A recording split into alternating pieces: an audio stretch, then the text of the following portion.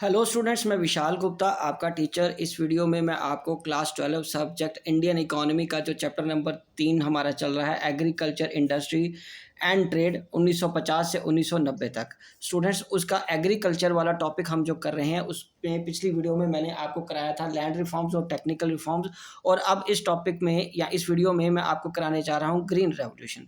तो green revolution का जैसे कि आपको पता मतलब क्या है, green revolution refers to increase in crops. जो क्रांति आई थी हमारे देश में फूड ग्रेन के स्टॉक को लेके, क्योंकि हमारे पास फूड ग्रेन की कमी होती थी आज़ादी के बाद, तो ग्रीन रेवोल्यूशन से हमारे देश में फूड ग्रेन की कोई आइटम्स की कमी नहीं रही। तो ये एक क्रांति आई थी, ठीक है जी, जिसे रेवोल्यूशन भी कह सकते हैं हम इंग्लिश में। तो इससे हमारे देश को बहुत फ़ायदा हुआ था कि हमारी dependability rest of the world पे कम हो गई थी फूड ग्रेन को लेके, और फिर वो हमें पोलिटिकली प्रेशराइज नहीं कर पाते, ठीक है। अदरवाइज़ वो हमें पोलिटिकली प्रेशराइज़ कर पा रहे थे कि अगर हम उनकी बात नहीं सुनेंगे तो वो हम पे तरह तरह के रिस्ट्रिक्शंस या बैरियर्स लगा देंगे, हमें फूड ग्रेन देने से मना कर रहे थे। इसलिए हमारे देश के प्लानर्स ने, थिंकर्स ने ग्रीन रेवोल्यूशंस को अपनाया, ठीक है जी। ओके, तो 2 फेजेस कौन से थे ग्रीन रेवोल्यूशन के? पहला था mid 60s and mid 70s। During this phase the scope of green revolution was restricted largely to wheat and rice. जो पहला फेज आया था 60 से लेकर 70 तक के दशक में, उसमें सिर्फ व्हीट और राइस को ही प्रायोरिटी दी गई थी रीजन में। So these included the states of Punjab. ये कहाँ आया, शुरुआत कहाँ हुई थी? पंजाब में, आंध्र प्रदेश में और तमिलनाडु में। दिस इज़ बिकॉज जो हाई यील्ड वैरायटी सीड्स हैं requires regular supply of water. इसमें ज़्यादा सप्लाई की या रेगुलर सप्लाई ऑफ पानी की ज़रूरत पड़ती है to use of fertilizers and pesticides in correct proportion. और उसके एडिशन में उनको फर्टिलाइजर और पेस्टिसाइड्स और करेक्ट प्रोपोर्शन में पेस्टिसाइड और फर्टिलाइजर की भी ज़रूरत पड़ती है। In this first phase the only farmers who had financial resources. ये फर्स्ट फेज में सिर्फ उन्हीं फार्मर्स को फ़ायदा हुआ जिनके पास रिसोर्सेज थे उनको खरीदने के लिए, उन इनपुट्स को खरीदने के लिए, and able to reap the benefits, और उसका बेनिफिट उठा पाए। Therefore the revolution to affluent areas of the country. इसलिए सिर्फ ये उस affluent area of the countries में ही इसका फ़ायदा या प्रभाव दिख सका, ठीक है जी। उसके बाद फेज़ टू में क्या है? Mid 70s to mid 80s। During this phase the impact of green revolution become wide spread covering most areas of country and large number of crops. इसमें बहुत सारा एरिया कवर किया गया। पिछले में जैसे 60 से 70 के दशक में पंजाब जैसी कुछ स्टेट्स, ठीक है, में फ़ायदा मिला था, लेकिन इसमें हमने बाकी देश की स्टेट्स को भी कवर किया। फर्स्ट फेज में पंजाब, आंध्रा और तमिलनाडु को कवर किया था ना मेजरली, और इसमें बाकी बहुत सारे एरिया को भी कवर किया गया। During second phase the government provided loans to small farmers. Small farmers को लोन दिए गए at a very low rate of interest and subsidized fertilizers, और सब्सिडाइज्ड फर्टिलाइजर्स दिए गए, पेस्टिसाइड्स दिए गए। Making all the modern inputs accessible to the small farmers, ताकि वो सारे स्मॉल फार्मर्स जो हैं वो मॉडर्न इनपुट्स को सस्ते दामों पे खरीद सके, ठीक है जी। और उसके बाद as a result green revolution covered the small land holders as well. और इससे क्या हुआ कि ग्रीन रेवोल्यूशन में स्मॉल लैंड होल्डर्स को भी इसका बेनिफिट मिला। Thus, it was owing to the intervention of the government that the benefits of the green revolution accrue to the small farmers as well. इस तरीके से गवर्नमेंट की मध्यस्थता करने के से गरीब किसानों को या छोटे किसानों को भी इसका फ़ायदा मिला ग्रीन रेवोल्यूशन का। तो बेनिफिट्स गेन्स क्या हैं ग्रीन रेवोल्यूशन के? वही हैं increase in crop productivity. Spurt और increase in productivity has led to a structural shift in Indian agriculture. Structural shift की गई इंडियन एग्रीकल्चर में। This was marked with the end of long period stagnation of in Indian agriculture. ये जो हमारी Indian agriculture में एक रुका हुआ समय था जिसमें एग्रीकल्चर इकॉनमी भी बढ़ नहीं रही थी, उसको आगे बढ़ाने में, प्रोडक्टिविटी को इंक्रीज करने में बड़ी हेल्प मिली। उसके बाद सब्सटेंशियल राइज इन एकरेज।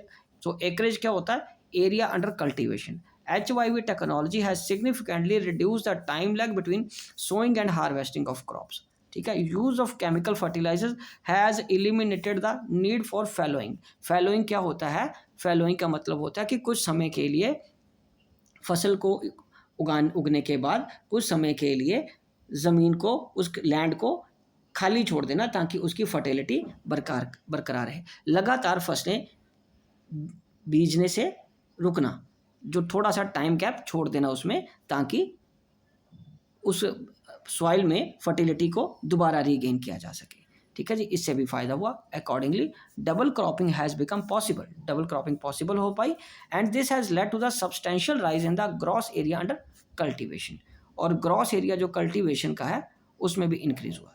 तीसरा जो गेन आया वो क्या था? Shift from subsistence farming to commercial farming.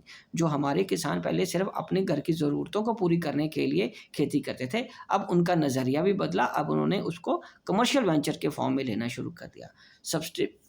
Substantial rise in output owing to increase in the productivity and increase in the acreage has started generating market surplus। so जो ऊपर वाले 2 points हैं उसकी वजह से मार्केट सरप्लस बढ़ने लगा, किसानों के पास एक्स्ट्रा फसल बचने लगी।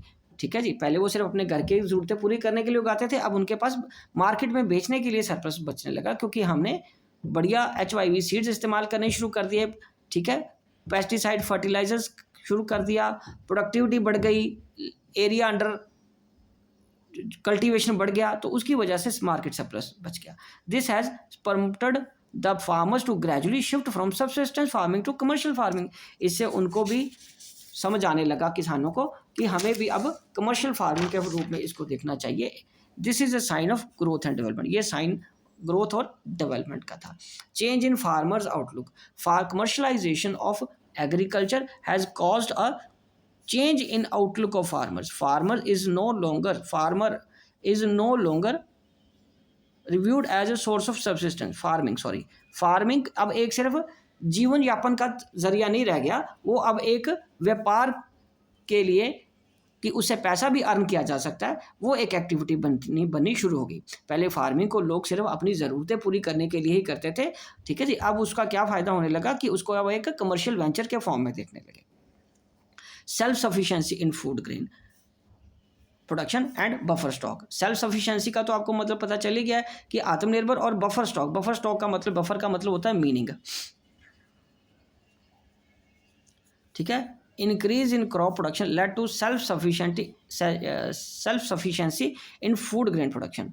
इन जो क्रॉप प्रोडक्शन से होने से हम आत्मनिर्भर हो गए फूड ग्रेन प्रोडक्शन में।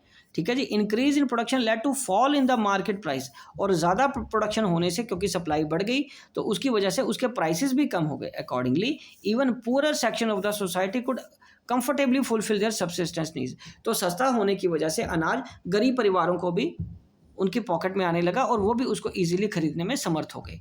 Food grain production increased so substantially that it enabled the government to keep buffer stock. इतना ज़्यादा फूड ग्रेन होने लगा कि सरकार ने उसको मिनिमम स्टॉक के फॉर्म में भी जमा करना शुरू कर दिया। These stocks are use to meet demand during lean season. तो ये जो स्टॉक था कब यूज़ होने लगा? जब लीन सीजन आने लगा, कि जब फसल नहीं आती थी, जब अकाल होता था या बाढ़ आ जाती थी, तो उस समय ऐसी सप्लाईज को, फार्म सप्लाईज को यूज़ किया जाता था। ठीक है स्टूडेंट्स, तो चलिए अब हम आगे बात करते हैं limitations of green revolution. Limitations में सबसे पहली लिमिटेशन है कि इसका फ़ायदा सिर्फ कुछ क्रॉप्स तक ही सीमित रहा। So limited crops. Revolutionary rise in output was confined mainly to the production of food grain like wheat and rice. There has been no similar rise in the production. ऐसा कोई राइज ऑफ प्रोडक्शन नहीं मिला दालों में, pulses. Commercial crops like jute, cotton या tea में कोई ऐसा बड़ा राइज नहीं दिखने को नहीं मिला। ठीक है जी, ये इसका थोड़ा सा डिसएडवांटेजेस है। उसके बाद second, uneven spread. Uneven spread का मतलब है कि सबको उसका फ़ायदा एक समान नहीं मिला। Spread of green revolution was not uniform across all regions. In states like Punjab, Haryana, Maharashtra and Tamil Nadu, इन स्टेट्स को ज़्यादा फायदा मिला। It made a remarkable impact, वहाँ तो अच्छा इम्पैक्ट मिला। But in eastern UP, Bihar, Madhya Pradesh and Orissa its impact was relatively insignificant. इसका इम्पैक्ट इतना ज़्यादा नहीं आया। उसके बाद तीसरा पॉइंट है limited farming population. Limited farming population क्या कहती है? The bulk of the farming population in India consists of small and marginal farmers. ठीक है, the gains of green revolution alluded these farmers. जो ग्रीन रेवोल्यूशन के benefit थे वो सभी को नहीं मिल पाए, because HYV technology require expensive inputs. क्योंकि वो टेक्नोलॉजी के लिए, HYV टेक्नोलॉजी के लिए आपको एक एक्सपेंसिव इनपुट्स चाहिए थे, जैसे महंगे फर्टिलाइजर्स, पेस्टिसाइड, इंसेक्टिसाइड चाहिए थे, which were beyond the reach of the marginal farmer, जो कि उनकी रीच में नहीं थे, गरीब फार्मर्स उसको नहीं अफोर्ड कर सकते थे। हाउएवर रिच फार्मिंग पॉपुलेशन जो कि स्मॉल थी, कम थे, उन लोगों को इसका फ़ायदा मिल पाया। ठीक है, happens to own the bulk of farming area in India, which is why the result of green revolution were found to be impressive in terms of overall rise in output. Small farmer के पास वो क्या होता है कि थोड़ी थोड़ी जगह थी, पर अमीर फार्मर्स ज़्यादा थे, उनके पास जगह ज़्यादा होती है, लेकिन वो नंबर उनका चाहे कम था पर उनके पास जगह ज़्यादा थी, जिसकी वजह से जो हमें फ़ायदा दिख रहा था वो ज़्यादा फ़ायदा दिख रहा था, लेकिन सभी किसानों को फ़ायदा नहीं मिल पा रहा था। आप समझ गए ना? ठीक है। उसके बाद इकोनॉमिक डिवाइड। इकोनॉमिक डिवाइड का मतलब despite aid by the government in terms of subsidized input, HYV technology remain beyond the reach of the most marginal holders. Consequently, the gap between rich and poor tended to swell over time. So economic divide का मतलब होता है कि गरीब किसान गरीब होता जा रहा था और अमीर किसान अमीर होता जा रहा था, बिकॉज बहुत सारे जो सरकार ने सहायता भी की थी सब्सिडाइज्ड इनपुट के फॉर्म में, HYV technology remains beyond the reach of the most marginal holders. Marginal किसान जो कि गरीबी की रेखा के पास किसान थे, उनको इसका फ़ायदा नहीं मिल पाया। Consequently gap between rich and poor farmers वो बढ़ता जा रहा था। ठीक है जी। उसके बाद फिफ्थ में आगे आप क्या बात करेंगे, उसके बाद जो अगला टॉपिक है एग्रीकल्चर सब्सिडीज़ देना कहाँ तक सही है, वर्च्यू या वाइस। तो वर्च्यू की अगर बात करें तो वर्च्यू का मतलब हो गया वरदान, ठीक है, और वाइस का मतलब अभिशाप। हम सिंपल तरीके से ऐसे कह सकते हैं कि किस तरीके से हम कह सकते हैं कि एग्रीकल्चर सब्सिडीज़ वरदान भी है और अभिशाप भी है। तो जो तो इसके बारे में कहते हैं कि अब ये वरदान है या अभिशाप है, एक एक करके हम डिस्कस करते हैं। पहले हम बात करेंगे कि एग्रीकल्चर सब्सिडीज़ नहीं देनी चाहिए, वो क्यों? Because huge burden on government finances, इसका बहुत बड़ा बर्डन सरकार के फाइनेंसिस पे रहता है। It is argued that once the subsidies has spread their purpose, implying the technology is proven useful and is adopted widely, subsidies should be phased out as they put a huge burden on the government finances। क्योंकि जो subsidies देने से सरकार का घाटा बढ़ता है।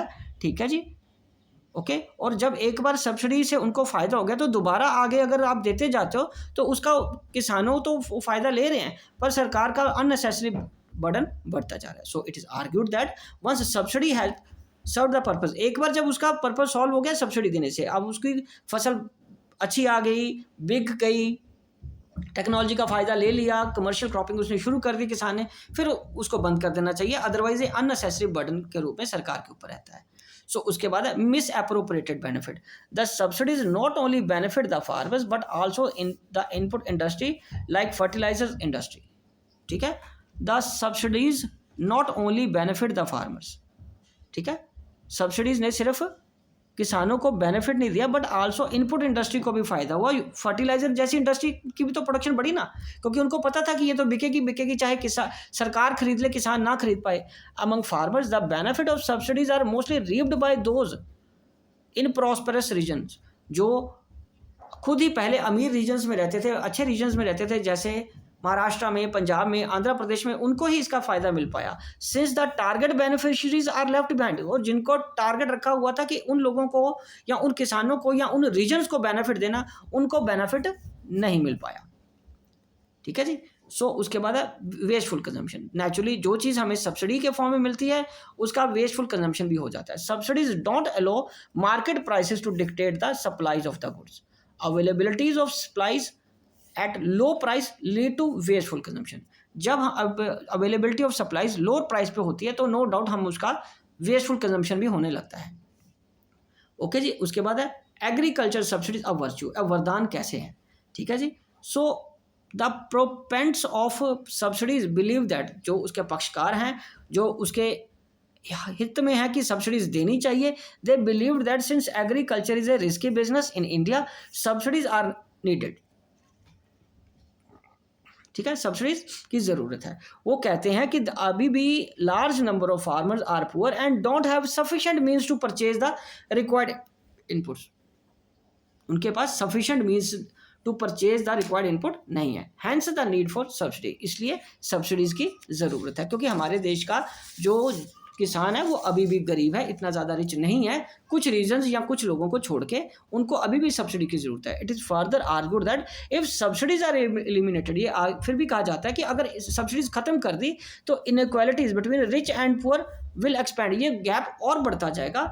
Because while the rich can reap the benefit of new technology, क्योंकि जो रिच किसान है वो तो उसका फ़ायदा ले लेंगे नई टेक्नोलॉजी का, पर गरीब व्यक्ति उसका फ़ायदा या गरीब किसान को उसका फ़ायदा इतनी जल्दी नहीं मिल पाएगा। तो इसलिए कुछ लोग चाहते हैं कि सब्सिडीज बनी रहे, उन्होंने अपने तर्क दिए हैं, और कुछ लोग चाहते हैं कि सब्सिडीज को बंद कर देना चाहिए, उनके अपने तर्क हैं।